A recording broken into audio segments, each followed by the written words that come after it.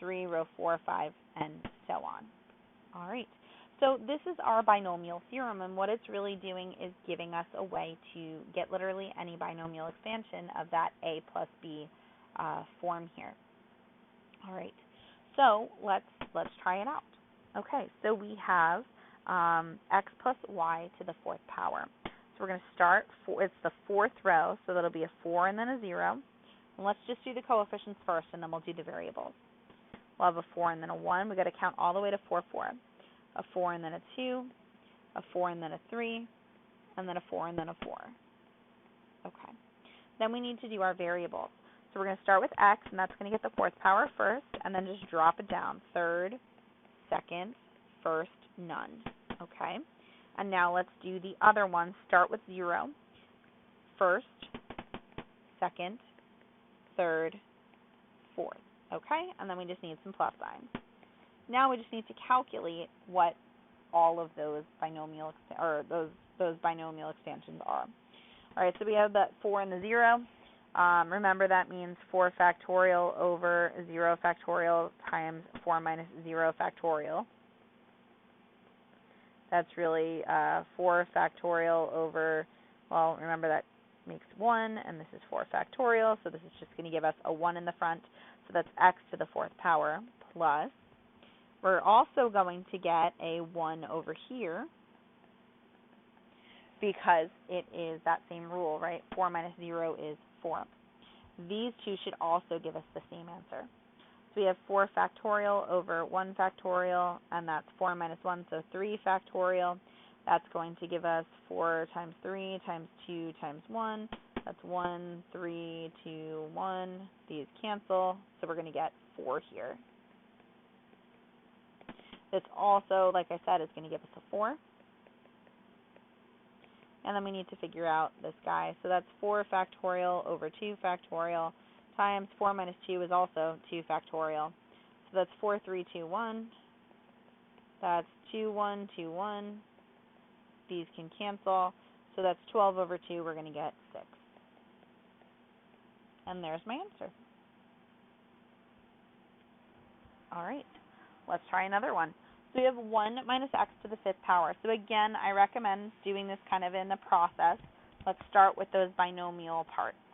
So we have 5. So 5 over 0, 5 over 1, 5 over 2, 5, 3, 5, 4, and 5, 5. Okay. Then let's do our parts. So 1 to the fifth power, 1 to the fourth power, 1 to the third, 1 squared, 1 to the first, no 1 at all. And then let's do the other part. So we have x to the 0, x to the first, x to the second, x to the third, x to the fourth, and x to the fifth. Now the only thing that's a little bit funny here is that negative. Okay. So when we're dealing with that negative, we want to be a little bit careful.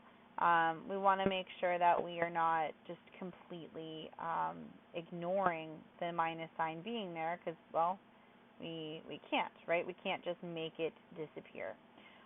So when I do this, what's going to happen is that we're going to trade off every other. Okay?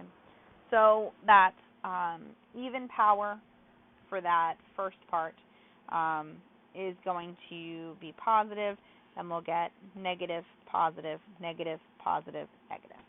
Okay? All right, so let's work this out. So 5 and then 0, really we're going to get 1. We know that's the outside of Pascal's triangle, so in reality, we're going to have to work that out. And 1 to the fifth power is also 1 minus. Okay, so 5, choose 1. So again, if we think about Pascal's triangle, we could probably make our lives a little bit easier here. We're going to get 5, but we can work it out anyway. 5 factorial over 1 factorial times 5 minus 1. So that's 5 times 4, 3, 2, 1. That's 1, 4, 3, 2, 1. So 4, 3, 2, 1 cancels. That's just going to give us 5. 1 to the fourth is 1, and then x. All right, plus. All right, we've got the 5 too. So we have 5 factorial, we have 2 factorial, and we have 5 minus 2, that's 3. So that's going to give us 5, 4, 3, 2, 1. and then 2, 1, and then 3, 2, 1. So that's 20 over 2. We're going to get 10. 1 to the third, x squared. All right. Running out of space here. That is minus 5 factorial over. And look, we're actually going to start repeating again, right? 5 minus 2 is 3. So we're going to get another 10. 1 squared, x cubed. 5 minus 1 is 4. So we're going to get another repeat. That's another 5. 1 to the first, x to the fourth. And then again, we'll get that 1 on the end.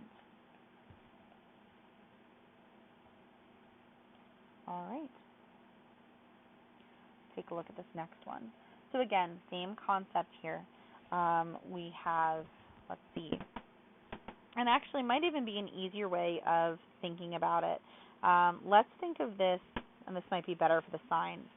Wish I had said this first. Think about x as being negative. So we're going to do, and this might be easier. All right. This might be easier for you guys to remember.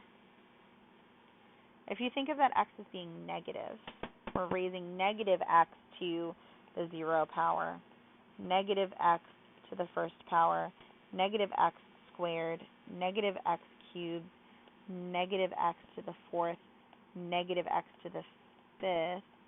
So 0, this became positive, this stayed negative.